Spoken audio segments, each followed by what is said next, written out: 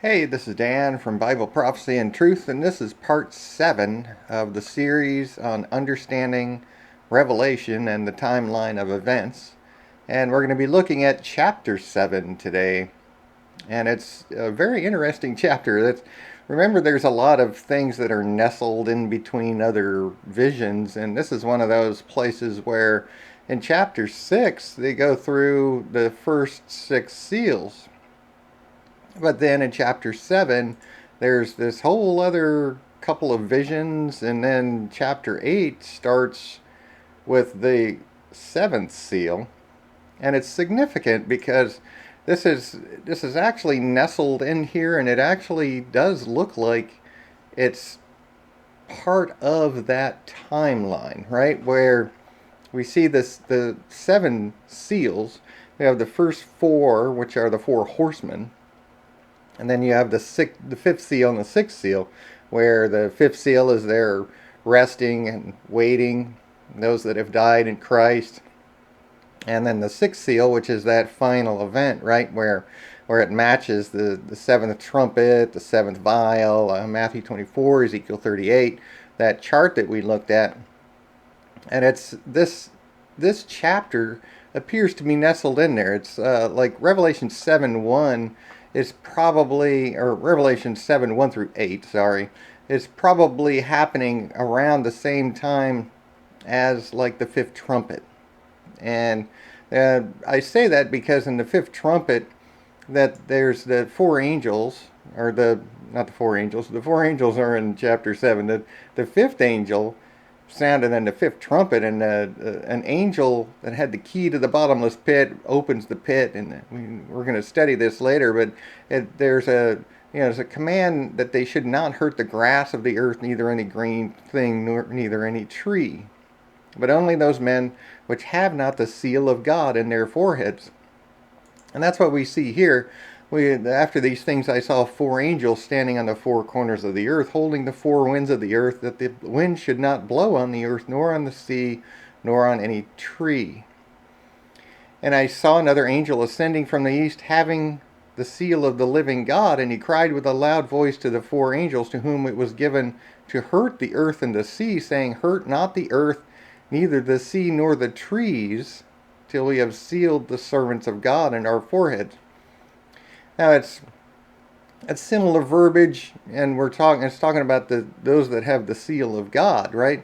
So this happens, and then likely the fifth seal opens, and these locusts, these things that come up out of the pit, are commanded that they don't hurt the grass or the trees or those which have the seal of God in their foreheads. So this event has happened probably just prior to that.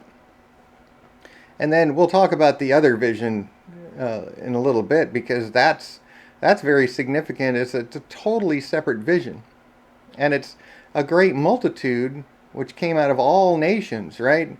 And these are they which came out of great tribulation. It's really significant to the timing of events and how these things are not. The book of Revelation is definitely not a sequential timeline, and we'll see that explicitly here. Now, there's a seal put on 144,000 of the tribes of the children of Israel. There's a lot of speculation about who these might be. And in Revelation 14, we see that the 144,000 are men that love Jesus. They weren't defiled with women. They're virgins. They follow the Lamb whithersoever he goeth. They follow Jesus. They appear to be actual Jews, actual men that have Jewish blood, that are 12,000 of each tribe that love Jesus. And they're the first fruits. As one of the things that's really important to remember here is that they are the first fruits of of God and unto the Lamb here in chapter 14, or chapter 14 verse 4, that they're being the first fruits unto God and the Lamb. And there's a lot of people that say that this 144,000 that we see here in chapter 7 are those that are left on the earth during the tribulation that are preaching the gospel. And there's a couple things we need to talk about there, because as we see here, this great multitude is those which came out of great tribulation. So this other vision of this great multitude, which cannot be numbered, of all nations, kindreds, and people, these are those that came out of great tribulation. And then these 144,000, we see that they are the first fruits unto God and the Lamb. So they couldn't come, like, they couldn't be after a rapture, right? After the main gathering of the saints of God, because that would mean that they weren't the first fruits, right? Because in a farmer's terms, the first fruits are those parts of his crops that ripen early. And they go and they harvest those first fruits, and it comes before the main harvest of the main crop, right? That's what the first fruits are. And then we also see here that this great multitude is those that came out of great tribulation in verse 14 here. So I'm going to invite you at this point, if I don't know if you believe in a pre-tribulation rapture or a post-tribulation rapture or a mid-tribulation rapture. On my website, under Biblical Prophecy, in chapter 9, I have a video and an article that explains the timing of the rapture. And I invite you to watch that and take a look at that, because it's very explicit. The scriptures that talk about the timing of the rapture. And it's BibleProphecyandTruth.com/prophecy/rapture. Or like I said, if you go to the Biblical Prophecy menu and go down to chapter 9, which is the rapture. So please take a look at that and study the scriptures that I point out in that, because it's really, really clear. There's a lot of controversy about the timing of that. And it's, when we study the scriptures, it's actually very explicitly pointed out to us in the scriptures. And it's very clear what the timing is. So please do study that, watch that video, and study the scriptures on that page. So when we look at the 144,000, like I said, that's the only place that I know of that talks about those, other than what we've looked at in the fifth trumpet and in Revelation 14. Is there's also a place in Ezekiel chapter 9.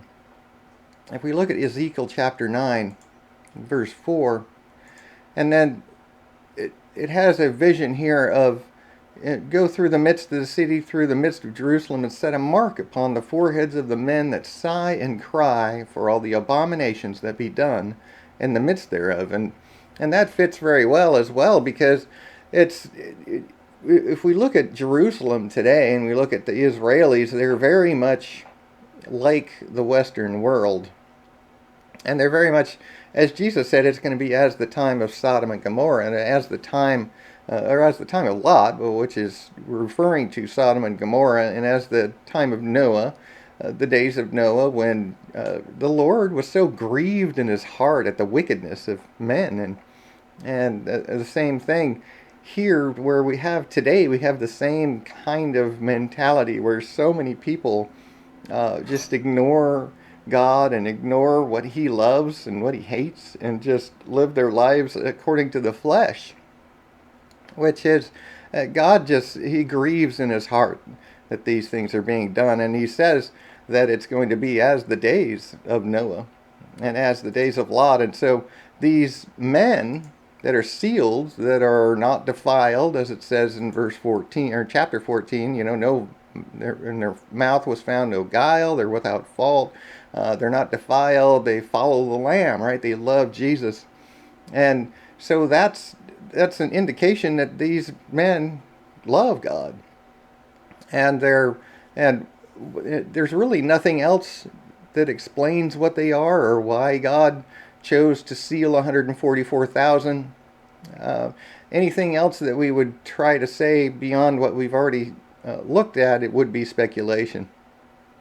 So it's just men that God chose to save out of Israel, out of the Jews, and to seal them for Himself, for the first fruits.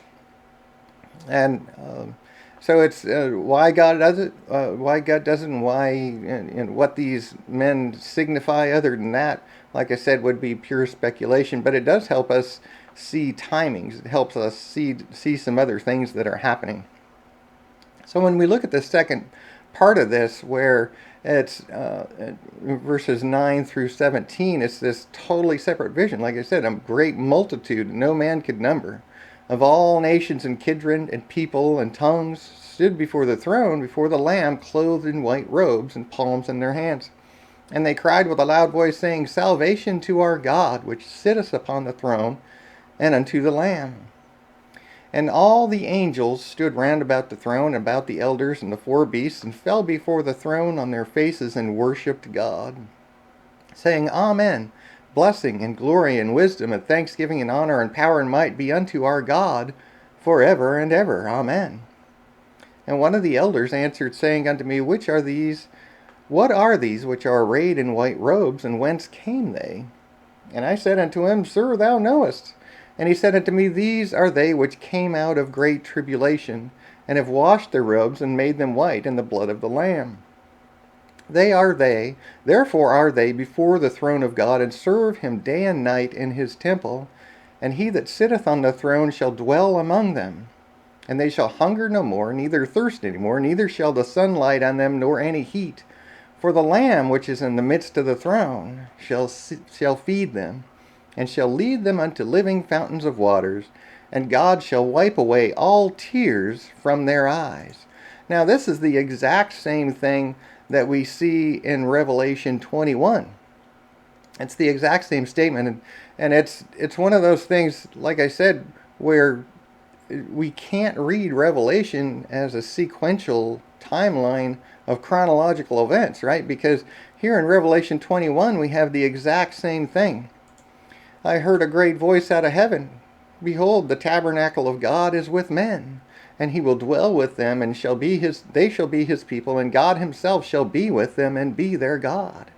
And God shall wipe away all tears from their eyes, and there shall be no more death, neither sorrow, nor crying, neither shall there be any more pain, for the former things are passed away. And here in Revelation 21:6, it says, It is done.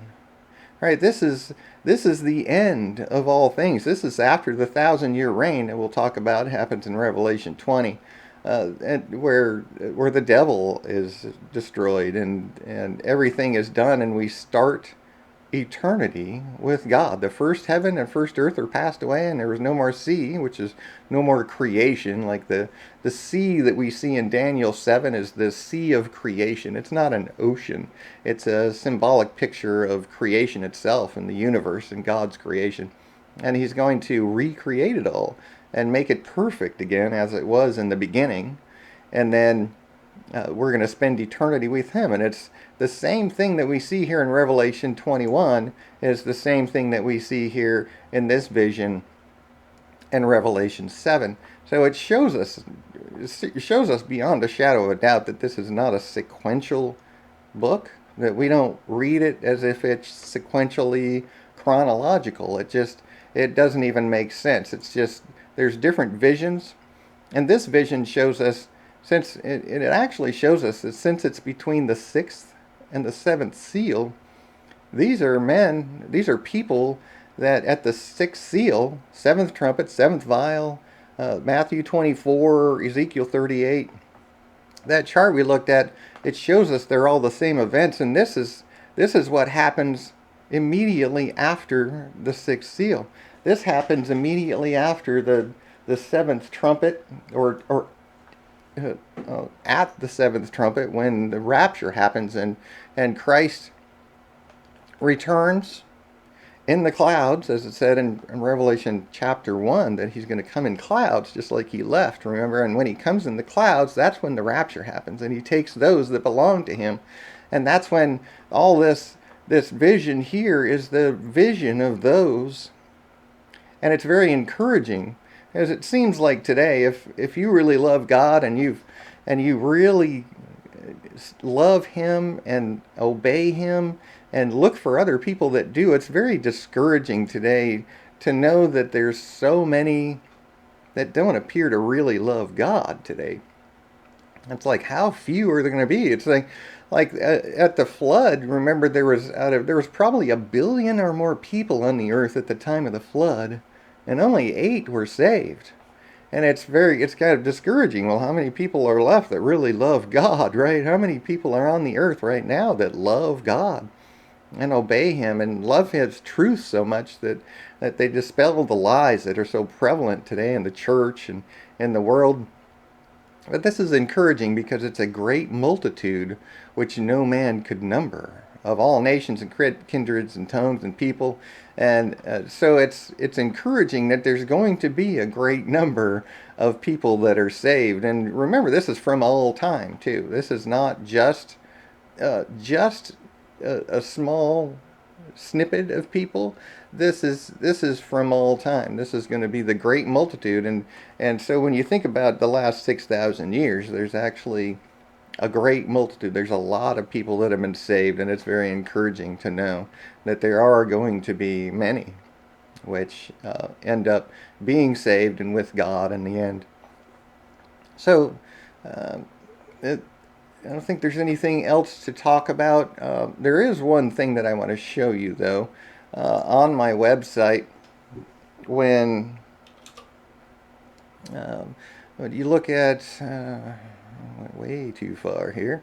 On my website, when you look at the chapter 5 of the section of my page on Revelation, understanding Revelation and the timeline of events, the same page that I showed you earlier, where it's prophecy and truth, BibleProphecyandTruth.com/prophecies/Revelation, or on the menu, chapter 10, understanding the book of Revelation. If you go down to chapters 5 through 7, the seals, and then click on the See More button here, if you haven't expanded it already, there's another chart.